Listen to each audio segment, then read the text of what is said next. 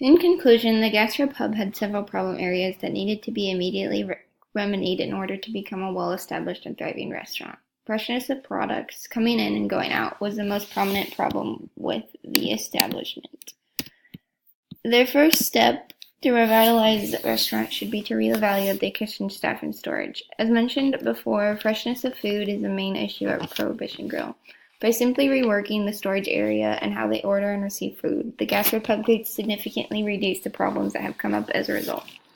Additionally, the owner needs to question her chef and his processes. She needs to be directly monitoring him to make sure he is taking the proper safety precautions and ensure that he is serving fresh and properly prepared meals.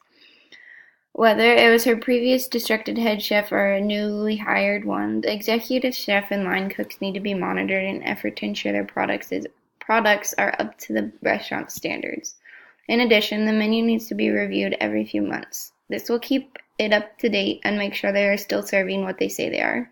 By evaluating the menu, they will also reevaluate their products. This will support greater consistency throughout the entire establishment.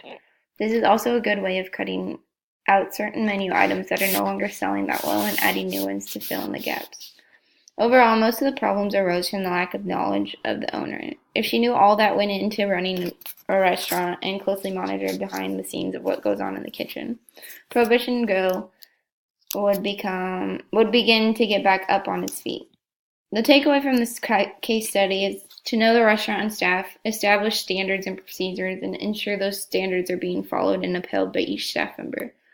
The most important thing we discovered throughout all the research and reading is to make sure there are these standards in place. Creating and upholding these standards will prevent most problems, ensure that the customers are happy, and keep the business running smoothly.